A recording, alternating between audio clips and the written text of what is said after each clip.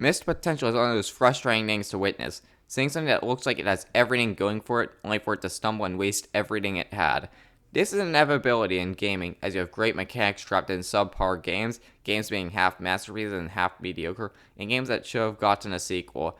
One game that's creating missed potential is Overwatch, as it went from being the biggest thing ever to a gigantic laughingstock. However, the biggest missed potential of this giant wreck of missed potential is how their vibrant cast of characters were used, specifically in the story. But this isn't going to be another Overwatch bad, TF2 good video. In fact, from this point forward, I will refrain from mentioning Team Fortress 2. So now we have that difficulty modifier set, let's look at what I like about Overwatch's story. Let's get an easy one out of the way. The cinematics like Dragons and Recall are very nice. They all look very good and most of them have nice stories to tell. It's a great way of showing the backstories of the various heroes in the game, and they does marketing. They're pretty fun and that's all I can really say about them. Oh, and the character designs are also very good. Honestly, character design is an underrated part of a game, as I only got into certain games because of the character design, one of these being Overwatch. They all have a distinct look and most of them aren't over-designed or bland. Keyword most, and there's almost someone for everyone with how diverse the cast is. And that's all I have for compliments. Let's go for my first major complaint about Overwatch's storytelling, the fact it's gone nowhere. Let's look at how the story has progressed over the years. In 2016, the story started from a point of there being a superhero group that fought a bunch of robots and then got banned for suspicious activities. Now there are some terrorists and the robot invasion might come back, so Winston presses the Overwatch button. Then nothing happens for 3 years.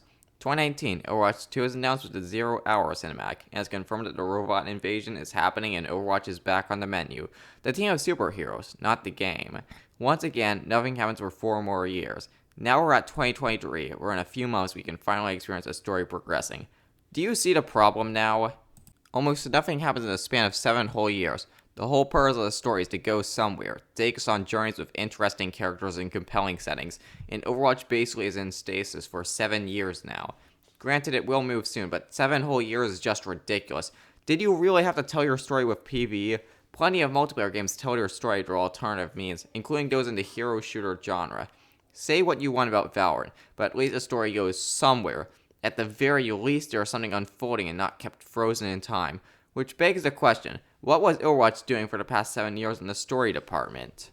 Well, rather than progressing the plot, they were building up the backstory. I don't like this for a few reasons. First of all, the story should always take priority over lore. People don't just obsess over the lore of Star Wars and Lord of the Rings just because it's got deep lore. It's because they were already invested in the main story.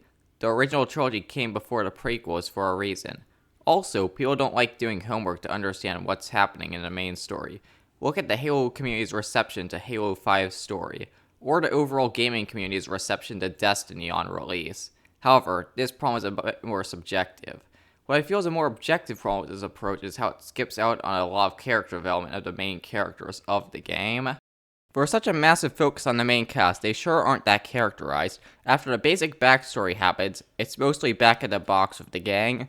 You don't really get to see them that much outside their job, unless it's to establish a character's sexuality in a comic, because big gay is more important than being an actual character. This problem is dulled by the fact that a lot of interesting character development that could potentially give them more depth is glossed over in backstory. There's a reason a lot of superhero stories start out near the beginning of their career, as you get to see how they grow along with their powers. With Overwatch, the characters come pre-packaged with all their development, with few characters that feel like they have the slightest bit of depth. And once a character's been released and their backstory is explained, it's usually back in the box for them, with maybe a cinematic or comic for them later. And don't even get me started on all the characters that are basically completely sidelined. With how iconic Lucio is, you'd think he'd be more plot relevant, but nope. He only recently joined up with the main group in the new PvE missions. Symmetra not only fills the Indian stereotype of being tech support, but also fills the autist stereotype by being completely separated from the rest of the cast. Come to think of it, there are a lot of times an Overwatch character plays a stereotype to a T. Speaking of racism, one of the main conflicts of Overwatch besides Overwatch vs. Talon and Overwatch vs. My Sanity is the conflict between humans and robots, or how they call them Omnics. In the world of Overwatch, robots used to be advanced Roombas, and then someone made a sentient Omnic, and then the super advanced factories for Omnics got turned into war factories by a rogue AI, and then they put the AI in quarantine. The sentient Omnic from earlier then decided to sacrifice herself to give sentience to the other Omnics, but now the Omnic crisis is happening again, and people are racist against sentient robots. Now, if you've heard anyone criticize Detroit Become Human, you know exactly where I'm going with this. This allegory is terrible. Because while black people are no inherently different from any white guy or Asian person or whatever, robots are an entirely different species. Robots don't require the same stamina or food that people need to survive, so it makes sense that they would be forced to stand at a table instead of sitting with the rest of the gang. Not to mention, they still have the chance of being taken over by a rogue AI, meaning they are still a threat to society. This isn't something I just made up, it literally happens in one of the comics. In other words, using robots for a racism analogy is incredibly stupid, and I don't know why people keep doing it. Especially when you have something more interesting that's completely unexplored. Remember when I said earlier that the one sentient robot sacrificed herself to give other robots sentience? That was only possible because said robot experienced spiritual awakening and found the gift of sentience is too valuable to hoard and ends up giving this gift to her people. This opens a lot of possibilities and can be used to explore the very nature of what it means to be human. But nope, instead we focus on robot racism. The Overwatch team set themselves for an interesting discussion on how science and spirituality can tie with each other, or what it means to be human itself, and decided to go with a far less interesting approach of robot racism again. Granted, it would be a lot more work for a team that can't even develop their characters right, but guess what you do if you don't want to do any work? Just make the bad robots part of a bad guy team, make the other robots made by everyone else, and we're done. Simple good guy versus bad guy conflict fits well with how cartoonishly evil Talon is. Either have moral nuance with the sides, or don't have any at all. Nobody likes a double dipper. That's what this focus on robot racism basically is. Trying to seem to have the moral nuance and intellectualism of a complex issue, without needing the actual dot put in to cover one. Pretentiousness at its absolute finest. The only way I can really see the racism analogy fitting at all is with the already established notion of Overwatch being a pillar of diversity. But even that is disputable, as sometimes it comes off as tokenism. When you look at a lot of Overwatch's characters, a lot of them are simply just stereotypes rather than anything interesting at all. This ties back to my point that Overwatch characters aren't well characterized, but look at McCree. The guy's basically a cowboy, with nothing else special about him. Reaper's your typical edgy skull dude, Pharah's just another soldier in a mech suit, and Lucy was a DJ with some superpowers thrown in. It less feels like they're organically making the characters out of artistic direction, more that they just want someone for every kind of person. To quote Yahtzee Crotaw, every character is an archetype, cynically designed to pair to some section of the audience.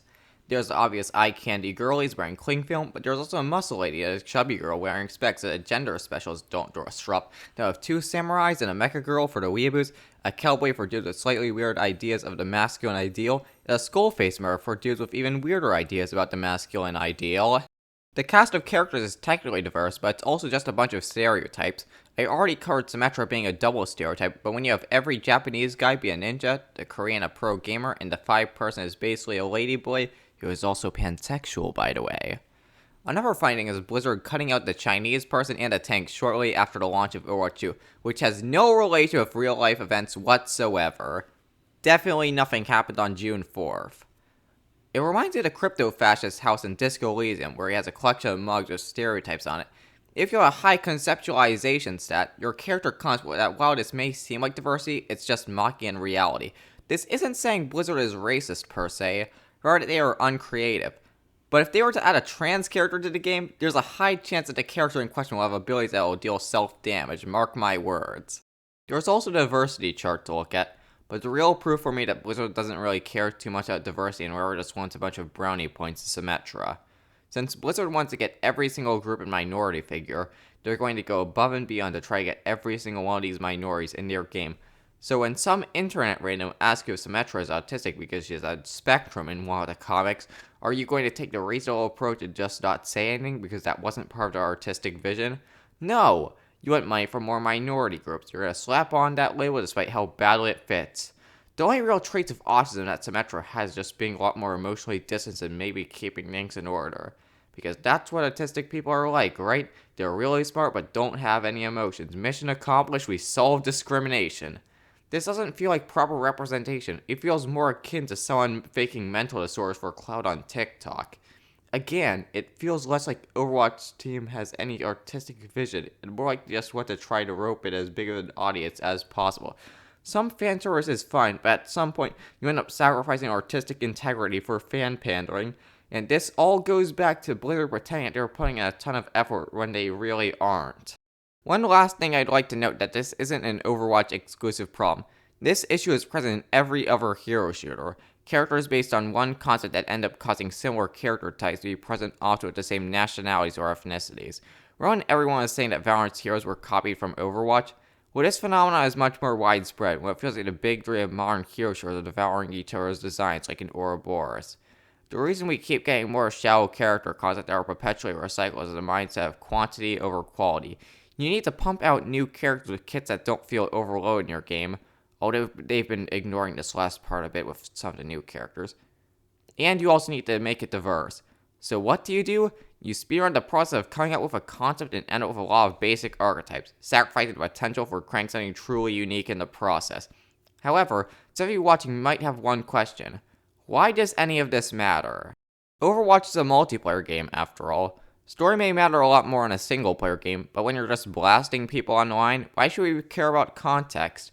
Theoretically, this argument should hold up well. If you only care about the functionality, not the theming of the game, why should you care about the non-gameplay related things? But here's the thing, a lot of people play Overwatch for the flavoring around it, like the character design.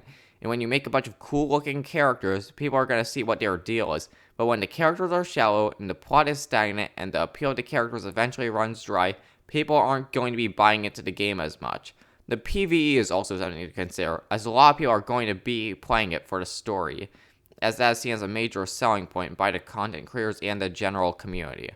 And if the story so far is weak, it could hinder how the story can go in the future. Overall, I feel like Overwatch's story is just a gigantic mess that tries to bite off more than it can chew. It's a real shame that it isn't good, because that means all these great character designs go to waste. Hang on a second, I'm getting a call. What's that? A new Overwatch series? Oh, of course. It's another prequel. Welp, let's hope the PvE missions can move the plot forward, and then again, I'm just asking for the bare minimum at this point. Thanks for watching, tell me what you think, and I'll see you next time.